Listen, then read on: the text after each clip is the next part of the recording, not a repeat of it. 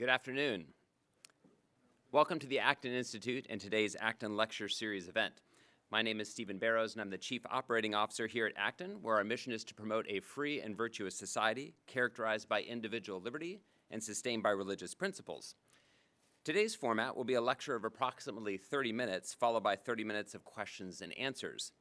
We are recording this event, so those who want to ask a question should raise their hand and wait for the microphone to be passed to you before asking your question.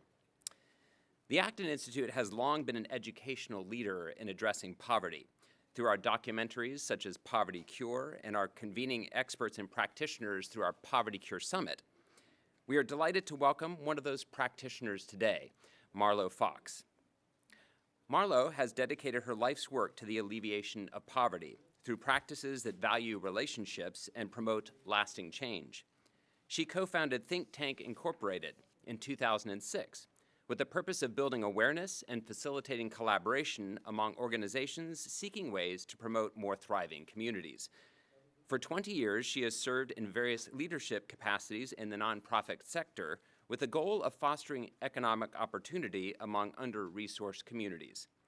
Marlo is particularly adept at developing strategic partnerships and aligning teams around a shared vision and goals. Marlo has a Bachelor of Arts in Social Work from Anderson University and a Master's of Nonprofit Management, Certification and Capacity Building from Regis University. She has helped spearhead the development of various curricula, technology, and resources for churches, organizations, and community groups that want to become more effective at fighting poverty. Her dream is to help shift the way we tackle poverty in America through approaches that honor, trust, and partner with people with lived experience to lead change in their communities. So please join me in welcoming Marlo Fox.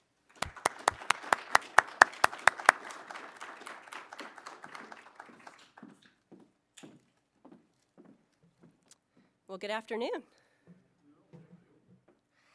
It's an honor to be here with you all. I'm excited about the topic that we will be exploring together. My hope for today is that we will not only have perhaps new ways to reflect upon this topic, but that this conversation will actually be a catalyst for action. So I'd like to start by posing perhaps a provocative question, and that question is, who is an expert? So I imagine a number of us in this room and watching online have probably spent a number of years, maybe lots of money in formal education to develop a particular expertise. That's important, right?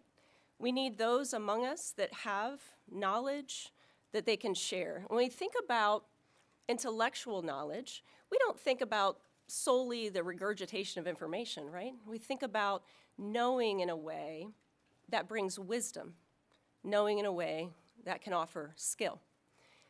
But we also know that there are many ways to know. We have intellectual knowing, but we also have relational knowing and experiential knowing. So let me give you a brief illustration from my own life. About 13 years ago, my husband and I decided that we were going to become foster parents. So this commitment of ours sent us into about 6 months of training, where we learned a lot of information about what it meant to be involved with the foster system, to foster children, and eventually to adopt. Through that process, we were brought into a relational knowing. Our knowledge expanded as we actually got to speak with individuals who had taken that path themselves. But I will say that nothing could have prepared us for the experience of becoming a foster parent or an adoptive parent. I was grateful for the intellectual knowledge that we had gained and for the relationships that we were able to foster. And I was given a unique perspective when we began to actually inhabit that reality. I would like to challenge all of us in the room to think about perhaps a similar trajectory in your own life. Maybe a chance that you had to learn about something, to connect relationally, and then all of a sudden to be drawn into experience. Now think about something that maybe has some emotional value to you. Perhaps it was when you got married or when you had children. Perhaps it was a difficult time when you found out that there was a particular diagnosis, maybe a cancer diagnosis, for yourself or a member of your family. You experienced the evolution of what it meant to be an expert at a different level. Now, I want you to think about how this translates to our systems of poverty alleviation, or how this translates when we think about developing poverty solutions. So many of the institutions that work on the front lines have lots of experts that know intellectually a lot about poverty, and that's important.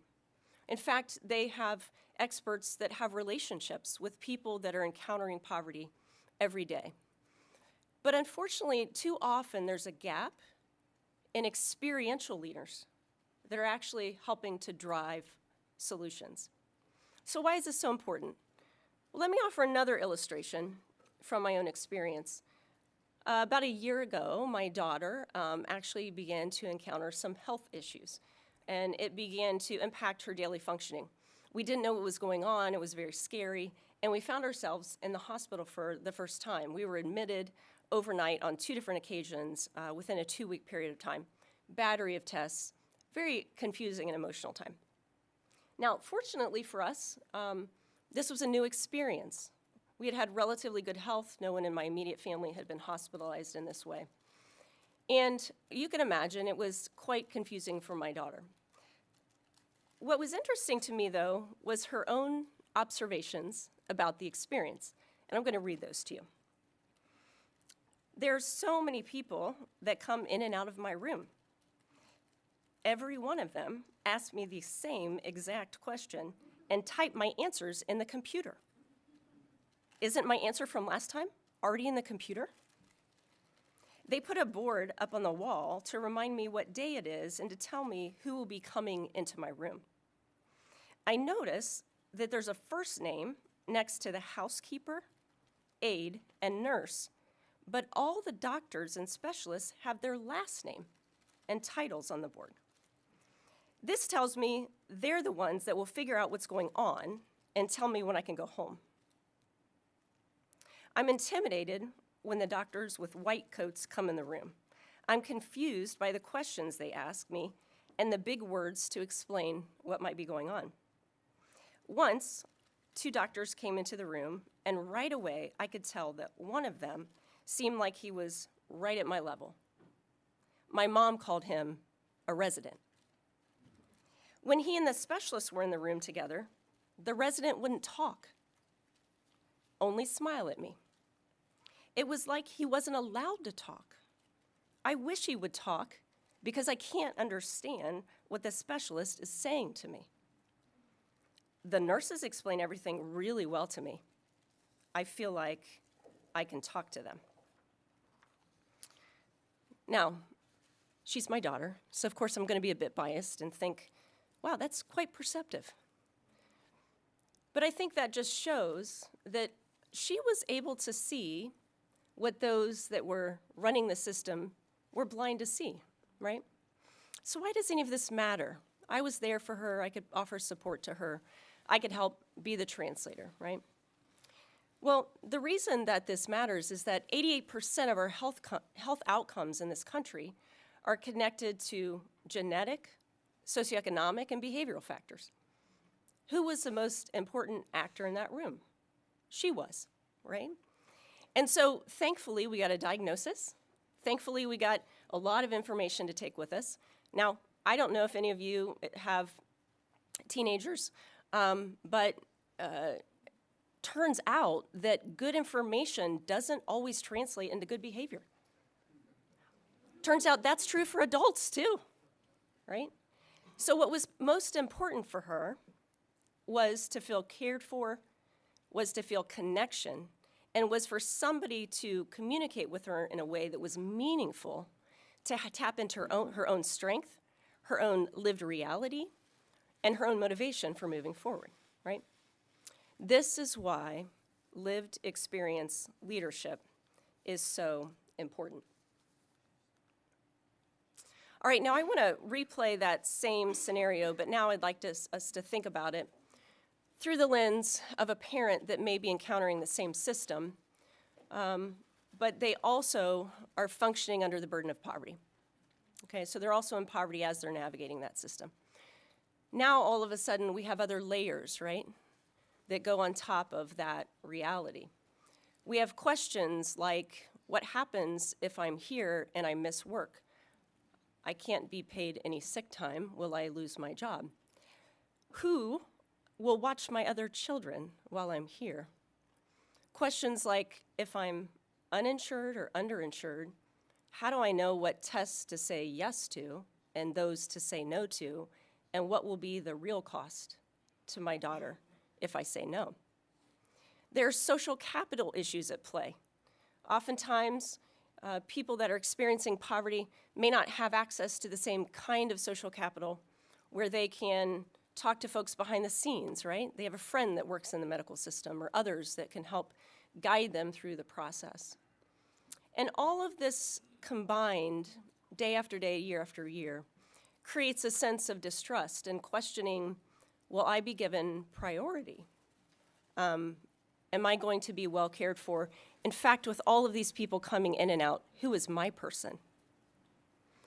So when we think about that, again, I think it's an illustration of many of our institutions, organizations, faith communities, and many of our communities all across this nation. And so it provides a window into the common roadblocks that we encounter when we try to engage with people experiencing poverty. And it also provides a window of insight into what we can really do, principles and practices, to begin to get more effective outcomes. Now, as we think about this, I want to start out by zooming in to look at our operating system that often guides the way that we approach poverty in America. We don't think about our operating systems much. I don't know about you, but I'm just grateful that I get up every day and I turn on my phone and it works.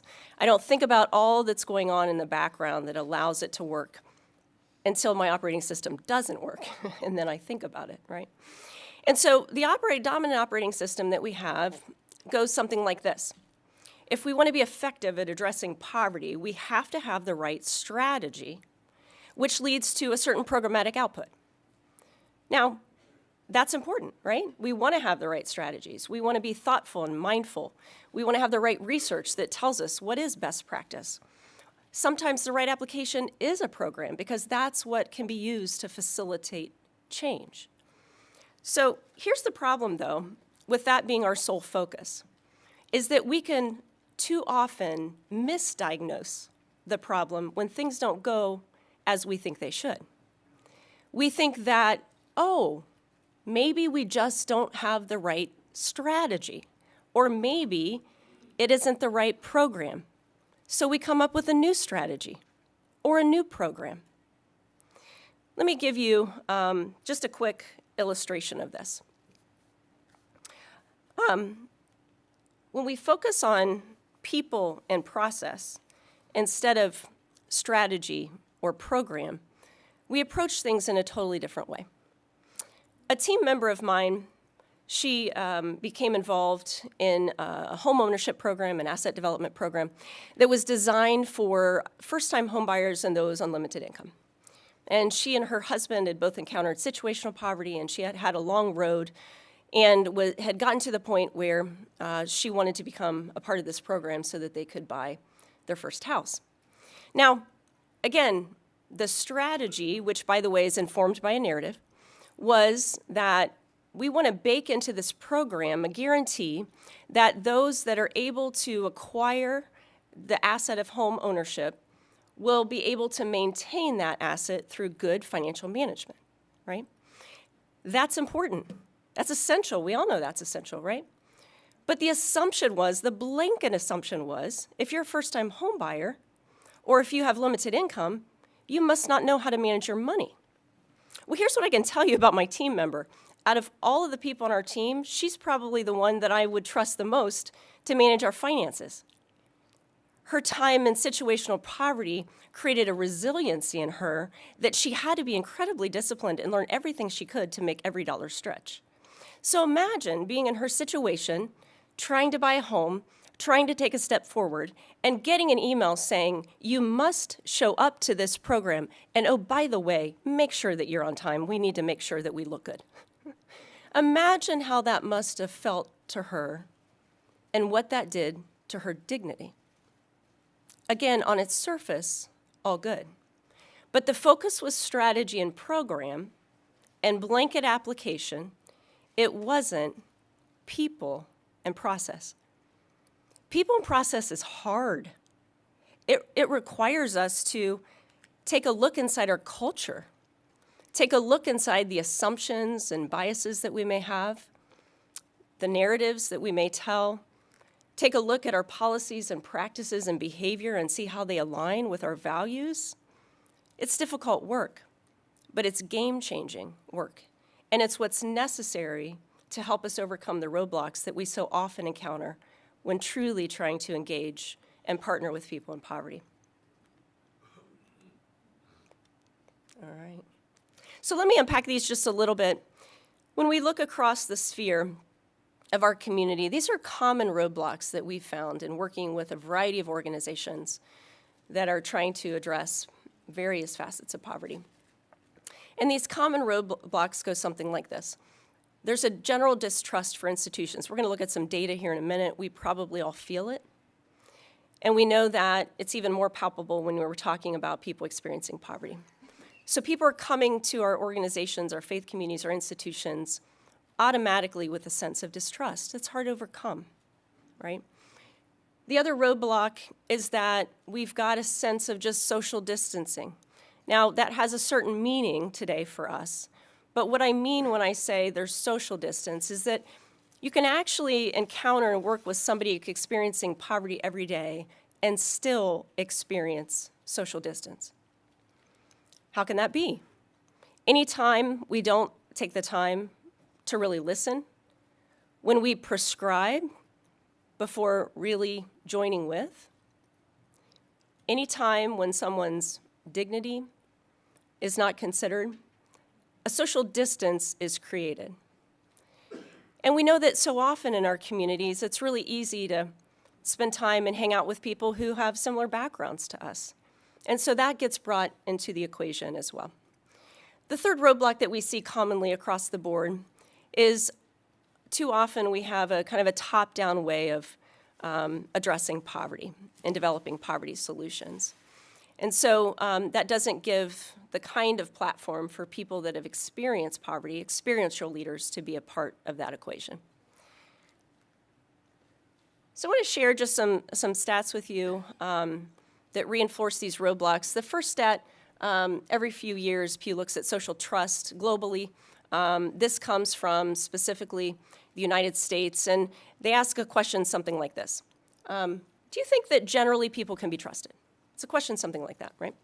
So I want you to notice, for those that are making under $30,000 a year, we're looking at about, 17 percentage points difference to those making $75,000 a year or more, meaning those making $75,000 a year or more felt that people, they could be generally trusted at a higher level than those that were experiencing poverty. And so how does that dynamic impact us?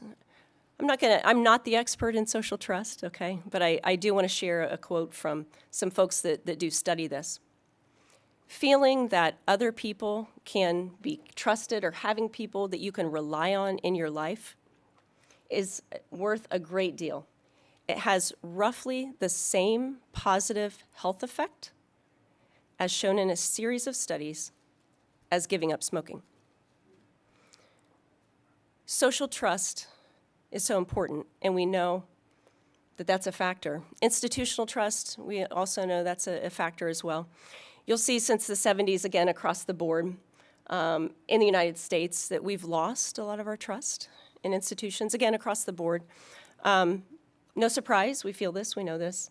On the left, you'll see federal, state, and local government. I'm sure we could have lots of conversations about this, but here's the point here, is that you'll notice the closer the proximity to the people, the more I have access, the more my voice counts, the more that I feel that others have a stake in my well-being, the greater trust I'm going to have. All right, so when we think about these barriers, I want us now to think about what might be the remedy. What steps might we be able to take to move forward to overcome some of these common obstacles? Well, this may seem common sense, but just because something's common sense doesn't always mean it's common practice. Is when we try to address trust barriers that are present, what's most important is the way that we value people and show dignity and value. Kind of replaying the story I shared earlier about my colleague that was asked to take a financial management course. The good news that came out of that was she actually had a level of social capital where she knew some people on the board of directors of this organization. And so she was actually able to be vulnerable and go to that board and say, hey, look, this is how this experience made me feel. And oh, by the way, I'm happy to be able to work with your board and work with your staff so that you can continue to ensure that people have the financial management skills that they need, while at the same time preserving the dignity of everybody that comes through here and meeting them where they're at to make sure that you can help them along the way. Gaining perspective. Gaining perspective is one of the remedies to the social distance that we encounter. That means sometimes taking off our glasses to put on another set of glasses. For about a decade, I was involved in a community group in my own city. And this community group was kind of an organic group that grew up, and our intention was to build relationships with people in our community that we wouldn't normally hang out with. We were looking for a context or a place where we could forge relationships with individuals that were journeying out of poverty. And for those that weren't in financial poverty, that they could learn a little bit more about their community and how to be effective at joining together to make their community stronger. And so I got involved in this group, and I began to cultivate some friendships in the group. And there was one particular individual that we began to cultivate a friendship. And I noticed that she felt like she could trust me, and so she began calling me in the middle of the day and even at 11 o'clock at night sometimes. And my initial reaction was, I wanted to tuck my tail and run. This wasn't how friendships worked in my world. I had some pretty strict boundaries. I couldn't just leave work if you had a problem in the middle of the day. But I was able to take a step back and gain perspective and recognize there's some strengths in her rules of friendship. There's a loyalty that's there. There's a commitment that's there. And so being able to honor that and being able to honor the way that she needed to navigate relationships and communicate what my needs and boundaries were, I was able to use that perspective so that we can move forward and cultivate a relationship where we both could not only thrive in our personal lives and support one another, but also make our community stronger. All right, and build together. That was actually the theme of my talk, the title of my talk. When we think about build together, this gets me excited because that's where I think we can have some real influence in thinking about the way that we structure poverty solutions. Now, one way to build together is, again, start by gaining perspective and doing some intentional listening. I'm a fan of focus groups. I think it's good to quiet ourselves, to humble ourselves, to listen to others, to ask questions that help us learn and make us better. But focus groups have to go beyond market research, right, when it comes to poverty solutions. It's one thing to ask somebody to give their opinion. It's another to invite them in to join in the solution. So when we say build with, this is what we mean. We mean co-design, co-lead, and co-labor. That's what doing with is. Let me give you a concrete illustration. We had the opportunity about a year ago to meet someone. She was a CEO of a senior living facility in Ohio. And as you know, it's been a rough couple years for these folks, right? And she had a number of concerns that she needed to manage. And one of those was her workforce. She did a great job at fostering a really healthy culture, but we know how that goes. It's really tough times to be able to support a workforce that's on their feet all day, doing direct care, caring for some of our most vulnerable during an important season of their life. And many of these folks not only are care providers 12 hours a day, but they go home and they're care providers in their own life, all while living on the edge economically and trying to navigate poverty. And so this particular CEO, she had been talking to a colleague of hers, and he was saying, look, this is what I'm going to do. I'm going to do a car giveaway because we're trying to incentivize attendance. It's critical. Each time someone calls off, it costs us in many ways. So here's what we're going to do. We're going to do a car giveaway, and if any of our employees make it 6 months on the job, perfect attendance, their names are going to be put in a hat, and somebody's getting a brand new car. Genius. Wonderful. Who doesn't want a brand new car? And so my friend Michelle says, I'm going to steal that idea. So she brings that to her company. She's real excited. She starts to talk to her HR directors and others about it. And word gets out that you're here 6 months every day. You could win a car. Well, she had created the type of culture where she was very approachable. She spent a lot of time on the floor with her employees. And one of them came up to her very boldly. And this is what they said. Michelle, it's the dumbest idea I've ever heard. People in poverty don't know what's going to happen over the next 2 weeks. Why do you think they can look ahead 6 months? She hadn't stopped to even consider that. Her thought was everybody needs a new car, especially if your car is not really dependable because you can't get a solid car. From that moment on, she made a commitment. She would no longer create a strategy for job retention without having a task force that really understood what it meant to come into work every day and to work these jobs and to navigate poverty. It was a commitment she made, and to this day, that task force has helped to guide and to build with.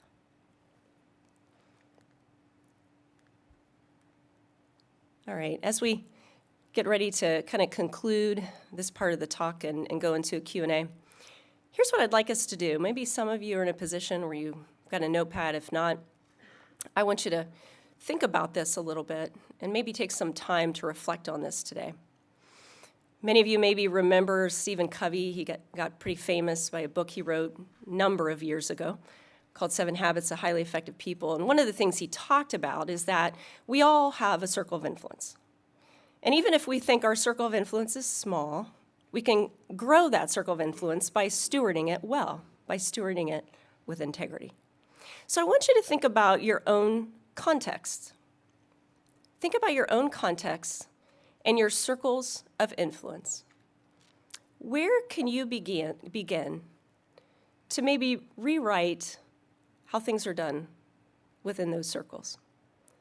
My own story, as Stephen had mentioned, I am a founder and director of my organization, so that gave me some influence. And so we were able to take a look at the way that we did our hiring. And we made a commitment to always have people in our team that had lived experience in poverty. If we were going to be able to take the knowledge of the experts that study poverty and to connect that knowledge with real-world solutions, how could we do that authentically if we didn't have people on our team that were helping to drive that? So we made that commitment. We also made the commitment on the board to do that. Sometimes these things are even more challenging when you look at your board of directors, but we made that commitment at the board level. We're going to be committed to having people with lived experience at the table. And that may mean we're going to have to take some more time to understand, create a culture where everybody's voice matters and can be heard, and to be able to offer some training for those that have not experienced poverty to better understand and navigate the rules of that world. The other thing that we did is we became involved in very intentional structures that began to move these values forward. So I mentioned one circles group that I was a part of that built intentional relationships and social capital between people in the community that weren't facing material poverty and those that were. Another thing that we did was about 2 years ago, we initiated what we call the Change Leader Alliance. And what we realized is oftentimes experiential leaders don't have the same kind of investment in their leadership as others do. And so we wanted to purposefully invest in their leadership. to provide them with professional development opportunities and provide them with platform where they could lend their experiential leadership. That platform was everything from being on our podcasts, contributing to blogs, training, and being a part of discussions where programs and strategies and initiatives were being shaped in the community. My other circles of influence was, of course, my family, my church, and the personal relationships that I decided to cultivate. The personal relationships, let me tell you, that's the hardest, isn't it? That's where it does get personal. Because we have to ask ourselves, are we intentionally pursuing relationships with people maybe outside our tribe or outside our comfort zone? But for me, it's been incredibly enriching as I've gotten to know some amazing people that have encountered poverty and that have shown great resiliency and that teach me every day. So I want you to think about that. Think about your own circle of influence. It's my challenge as you leave here. My other challenge is this, is that so much of what I described in terms of our systems of poverty alleviation, those are reinforced by the stories that we tell ourselves. Sometimes we don't examine our own stories. We're not really mindful of our own minds all the time, are we?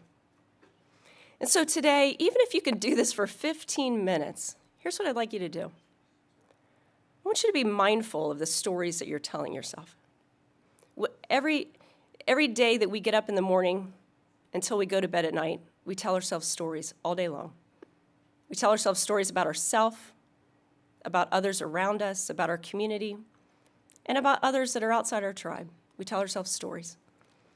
And sometimes our stories may be accurate or partially accurate, and sometimes our stories are missing part of the full picture, right? And so think about the stories you tell yourself about poverty, about people experiencing poverty. Do you see value there? Do you see dignity there? Do you see leadership there? Just be observant of your own stories today. All right, I would like to conclude at this point by showing a short video.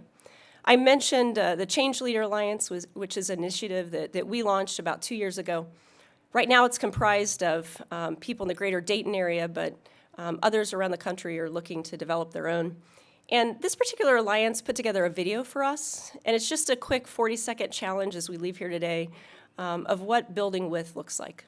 So if we could show that video now. Look me in the eye, see me as a human, a reflection of yourself. Seek out my wisdom, for in my scars I have been refined and possess great strength. Value my contributions. Don't define me through my needs. Unlock the opportunities through your relational networks and seek to fight the discrimination and other barriers to access among your circle of influence. Recognize that I can lead in places that you can't, so that we can lead together to strengthen our communities.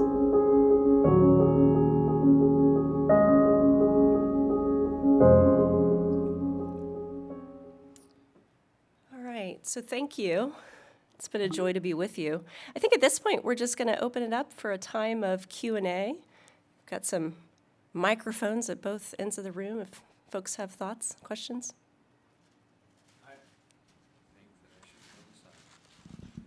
Maybe it's on. I think it's very hard to relate to people who are different. It's very hard to change your life when you have a pattern that you're comfortable with. It's very hard to try new things that you may fail at. And on the one hand, I can see the value. On the other hand, it's really hard. Do you have any thoughts, or we'll say, look forward and this is what might happen, and how to start making it happen for folk that it might be hard for? Yeah, I think it's hard for everyone, and I appreciate you naming that, because that's the reality of this, is it requires a step out of our comfort zone, right? And so, but if we're chasing after effectiveness, then that's what's required, right? And so everyone's at a different starting point.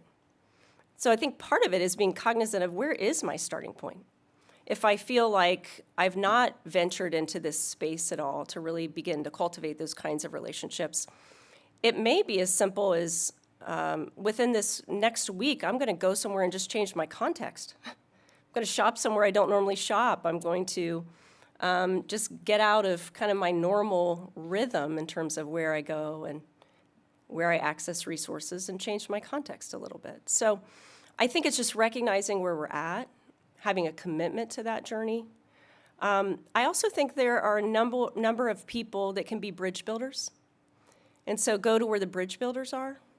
I know there are nonprofits and ministries all across Grand Rapids even that have some immense social capital in places that those of us in this room may not have relationship in. And so they can be great bridge builders. There's also some good training and some good books out there that help to just really kind of maybe give us some perspective, as you mentioned, on the realities of poverty. One of the things that Think Tank does, our organization does, is we offer a poverty simulation. Now, that was designed in concert with, it was designed with families experiencing poverty, so they shared their story with the intention of making that available to be able to give people almost a vicarious experience, to be able to enter in to their shoes, to be able to expand their perspective and understand poverty more directly. So I think it's things like that. It's where am I out on the path? Am I committed to the journey? And where can I take a first step?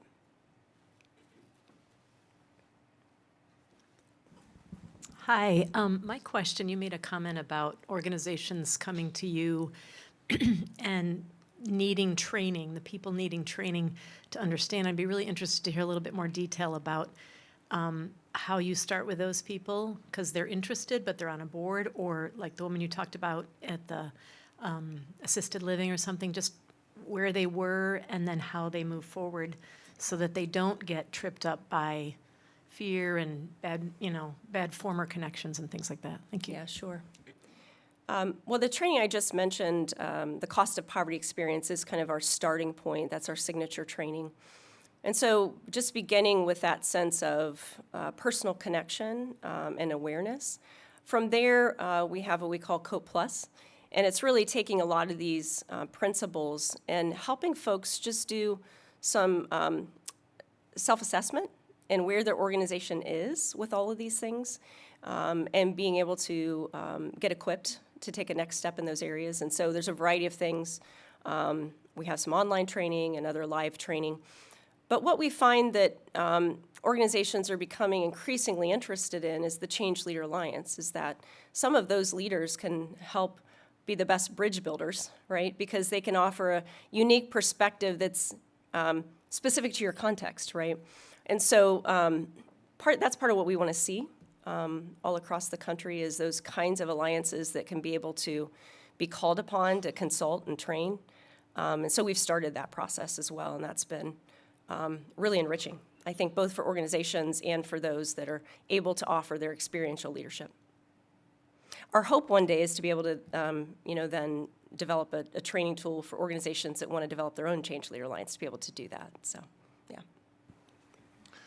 One of the issues that we've come across as mentors to an immigrant family is what I guess I would define as perceived poverty. When these folks came from South Sudan, they didn't think they were in poverty, living outside of Grand Rapids. They had more than they ever had. Right. Now they're living in Forest Hills, which is a little more affluent. So their understanding of poverty has been a challenge to us. What suggestions do you have for us guiding them into new standards of living that they're now exposed to? Yeah, And I yet think- needing a lot of help because their command of the English language is difficult. Right. Their culture is still African. We want to respect it, Sure. but yet help them grow. Any suggestions? Well, I mean, I think the most important thing is really learning a little bit about their perspective and honoring where they're at. And so one of the things that we actually talk about in our training is that all of us, when we encounter any kind of change, there's kind of a predictive way that we're going to go about that, right? So behavioral science has studied this and looked at how we as humans change. And so the first stage of change is called pre-contemplation. In other words, we're not even thinking about it. It's not even on our radar, right? But there may be those surrounding us that see what they think is a need from their perspective, right? and they see an opportunity to advance and maybe get more skill, or maybe, again, have more material wealth, or a whole host of things, right? More connections. But if I'm still in pre-contemplation, again, a good argument's not going to get me to contemplation or any further. So that's the hard part, right? And so all of this comes over time through relationship. Here's a tool, just as an easy tool we can all use. If I'm the one making the argument for change, person's not ready for change. When I start to hear them making the argument for change, then I have a place where I can partner. That's a hard answer. That's probably not the answer you wanted. But I think that's part of the process of navigating that with them. And just learning from them where you can, yeah. I have a suggestion if you want to get involved in Grand Rapids. We have the largest Congolese immigrant population in the country here. And Bethany Christian Services has been assisting the people in arriving here. But they try to find families or churches to assist the people for 6 months. It's been quite an experience, and in fact, we're on our 3rd year of assisting one family.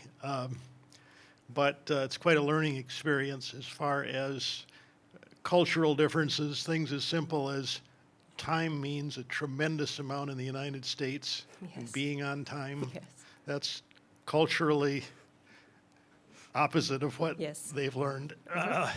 Right. Paperwork, especially from DHHS, is overwhelming. I consider myself pretty good at reading contracts, and I'll tell you, I just can't imagine them trying to read that paperwork every month. But it's a good way to introduce yourself to personally learning some of the things you need to do to assist people in poverty. Yeah, that's really good. Thank you for your commitment. You say this is your 3rd year. Yeah, one of the things that I feel like is really absent in our culture generally is that we don't make long-term commitments to people anymore. We struggle with this as a whole, let alone making long-term commitments to people that are experiencing life maybe much differently than we are. So thank you for doing that.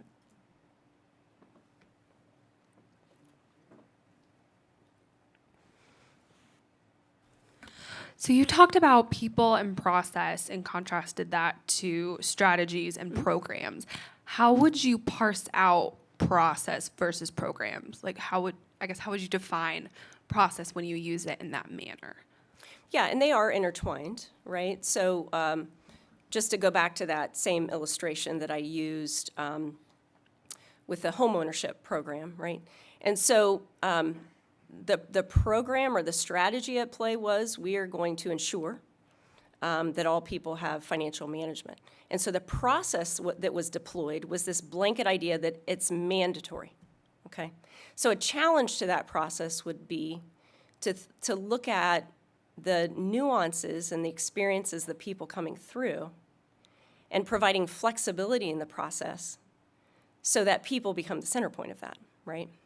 So we're not married to the program requirements, rather it's a dynamic process that it's honoring to people. That's how I would, characterize the difference.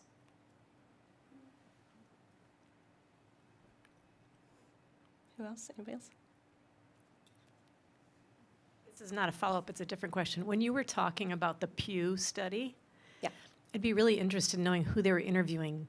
yeah, sure. Again, it's just a snapshot, and that's oftentimes all we have in the data.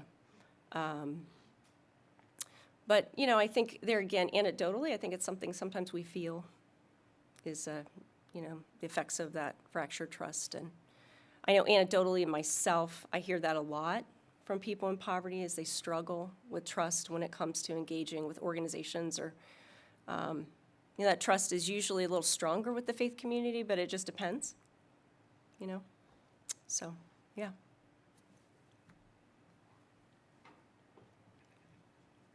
I'm going to try and frame this in an understandable way. I teach martial arts, and one of the things we teach is how to de-escalate conflict. We don't want to become physical. We want to and the starting point for that is respect for the other person, being willing to recognize them as for example, made in the image and likeness of God. But that is really hard, especially if you don't have a trust level or you have some fear about, what this person may bring or do. And by the way, you can talk about it all you want, and the practice part or the implementation part is a lot harder.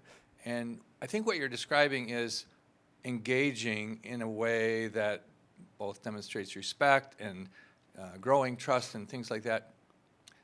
Starting steps that you might recommend for, and I think you did a couple already, but I'd like to hear some more, please. Yeah, and that was a good example, and I think it's worth saying that it is a real spiritual journey, isn't it? Because we can say we believe that all people are made in the image of God, but our behaviors will convey what we really believe, right? And so it's some of it too. I referenced here's our circle of influence. We've got to look at where our circle of influence is, where our starting point is, what context we have to live this out. But also at a very individual level, we got to look at our daily disciplines. And are we taking the time to really meditate on that? To meditate on the stories that we tell ourselves, right? And to be mindful and aware when in reality we're not seeing all people as made in the image. I think it's part of our faith commitment to do that, right? So as far as any more I would add to that, I think we have an opportunity to look at this through the lens of just the various layers of our experience. So individually, what am I doing in my own spiritual journey to be mindful of where I'm at in my head and heart when it comes to people, right? But then, again, at the next layer, what can I do to maybe expand my circle and get equipped in order to build relationships effectively? So I think it's that. It's looking at all of your life rhythms, everything from individually to corporately, and really, truly assessing where you're at. I do have, and I'm happy to send it out, an assessment that you can do inside your organization or ministry just to ask yourself some questions, because sometimes these things are invisible to us, right? We think we may think we're conveying dignity and value, but that may not be getting translated in that way, right? And so I do have an assessment. It's a tool that we use that you could use at an organizational level to help you begin to put this into practice, at least by knowing your starting point, because that's really important. So I'm happy to share that. Yeah. I have one question. So you talked a little bit about the different types of expertise, and it seems like there might be times when lived experience and more technical expertise might be at odds, right? With your daughter, maybe she's at the hospital and she wants to be diagnosed by the nurse, right? But she should really be diagnosed by the specialist. So how do you balance this kind of lived experience and technical knowledge? Yeah. Sometimes it could be at odds, and sometimes there's really not a platform to connect the two. So for my daughter, it wasn't so much that she didn't want the doctor to diagnose her. Actually, she wanted the person with the most intellectual knowledge, the most medical knowledge, to diagnose her. It's just she didn't find a connection there. And the rules of the system said that there couldn't be bridge builders to connect the dots. The resident had to be quiet when the specialist was in the room. So again, that's a people and process issue, right? That's a people and process issue. So, I think a lot of what you're hearing me say is it's how we really foster relationship across those divides. Now, I am a fairly pragmatic person, so I'm going to say this here. I appreciate you saying, but this is hard. Yes, this is hard. There's no single quick answer. And so, to me, the most obvious pragmatic solution in that encounter with my doctor, the specialist, his specialty was, in this case, neurology. I don't expect him to become a specialist in talking to teenage girls. That could take him a lifetime to develop that specialty. Right. Here's the thing. He had 2 assets on his team that he couldn't leverage because the doctor hierarchy and the rules of the game said he couldn't leverage them. That's the problem. See there? So it's not that they're at odds, it's how it gets facilitated, how things get connected that matter. Again, it's not just the strategy or the program, it's the people and the process that facilitate it. Anybody else? Yeah. I have one more follow-up question in regards to help through Bethany Services. The case that I'm talking about, we've been with him for 10 years. Wow. We're still there. He still Awesome. needs help. They still need help. Yeah. How can we sense when we should back off a little bit because we're becoming an enabler rather than a supporter? We're wrestling with that. It's a current issue. Yeah, let me refer you to a couple resources. That's a common scenario. The first part of your question, how do we know when? You know, a lot of it is just listening, and you've got a 10-year relationship. So you're probably at a level where you could be a little more authentic and vulnerable than you could 10 years ago, right? That's a beautiful thing. You develop some trust. But this whole kind of enabler dynamic, I found a good resource to be, again, I referenced the change cycle. That's something that is important to look up. I found another good resource to be the drama triangle, if anybody's ever heard of that. And so that just calls out what happens a lot of times when we find ourselves in helping relationships. When there is a level of power imbalance because one person has more resources or maybe has more knowledge of an environment or how to access resources. And so typically most of us that find ourselves in a helping posture are going to naturally gravitate to one posture or another. Maybe we are rescuers because we see the need and we want to jump in to help and we're fixers. That's going to be our default posture. Some of us maybe have started out rescuers or just are kind of a little more cynical and we're more the persecutor. When somebody's not behaving and doing things the way that we think they should, we have a tendency to kind of come down on them or withhold support. And ultimately, when we get on the drama triangle, all people are harmed. We perpetuate victims and enablers. That's what we do. So that's a good resource because with that, they actually show kind of the reverse of that, which is an empowerment triangle. And when you find yourself kind of enabling how to get off that. And so I'm going to hang around a little bit afterwards. I'd be happy to connect you with both those resources. Yeah.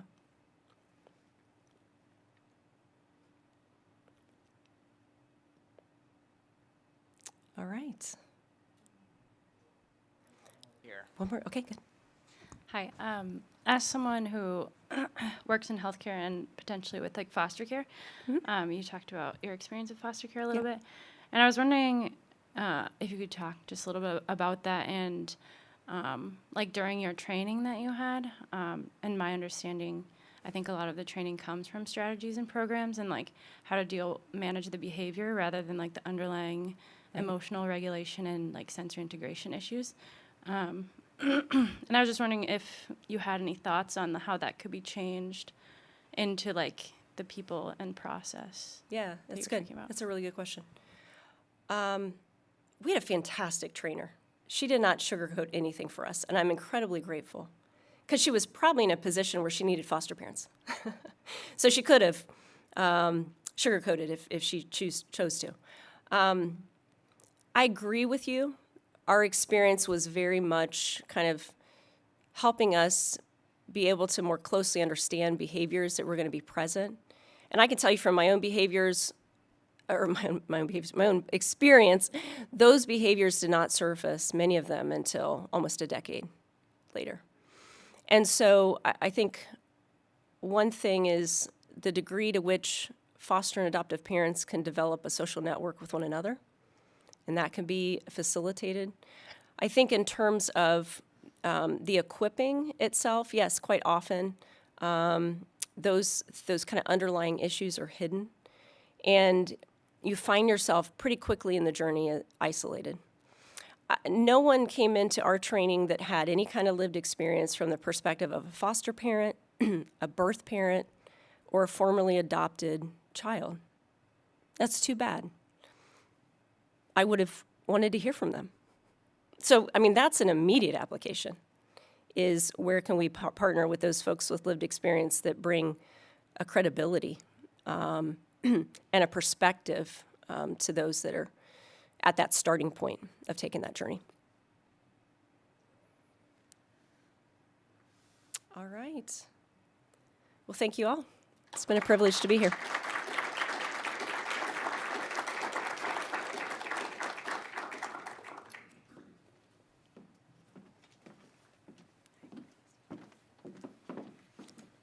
thank you, Marlo, for that insightful talk and the very useful advice you've given to us and for your work in poverty and alleviating poverty. So thank you so much for joining us today. And thank you all for joining us this afternoon. And we just want to give you a couple of reminders as you depart. First, to leave your name tags behind and fill out your comment cards. They're always useful to get your comments and feedback. And we do have some additional events that I want to make you aware of. First, we have our Business Matters Conference on February 24th. That is a virtual conference, so you can view it, of course, online. And then on the 17th of March is our next Acton Lecture Series with Dr. Samuel Goodman on his book, After Nationalism. So we hope you can join us for that. And lastly, we're returning to AU, Acton University, in person this year. So yes, exactly. So that's a 4-day event for those of you who may not be aware, and that is registration is open now, so do please sign up for Acton University. Thanks again for joining us, and have a great day.